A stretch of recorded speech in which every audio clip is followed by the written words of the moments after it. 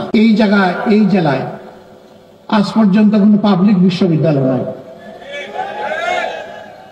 কক্সবাজার কি কোনো সৎ মায়ের ছেলের জায়গা নাকি?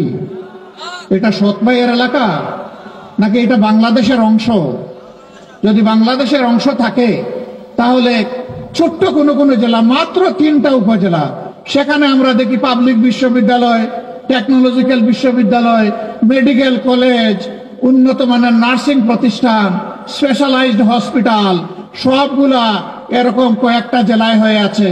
আর কক্সবাজারের মতো যে জেলা এই জাতিকে ক্রমাগতভাবে এই জাতির ট্রেজারিকে সমৃদ্ধ করছে, সেখানে একটা পাবলিক বিশ্ববিদ্যালয় হবে না, এটাকে মেনে নেওয়া যায়?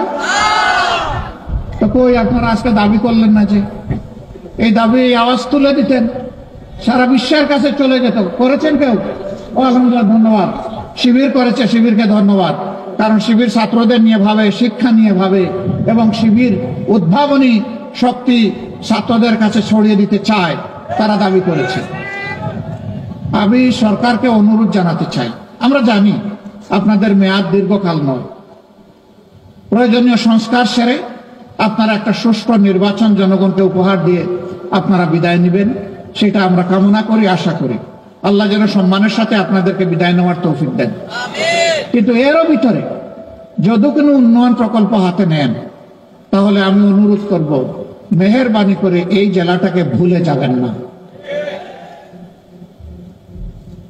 এক নাকি এই জেলার নাম যেন থাকে, আপনারা শুরু করে যান, পরবর্তীরা এসে ইনশাল্লাহ এটা সমাপ্ত করবে। এই দাবি আসলে আপনাদের প্রাণের দাবি না? এখন আপনাদের বাচ্চারা যায় চিটাগাং, বাচ্চারা যায় ঢাকায়, বাচ্চারা যায় আরো দূরে। যদি এখানেই হয় তাহলে আপনাদের ভোগান্তি কমবে, খরচ কমবে, এবং একটা জেলার প্রতি ইনসাফ প্রতিষ্ঠিত। এইটাও বৈষম্যহীন সমাজের এটা একটা দাবি।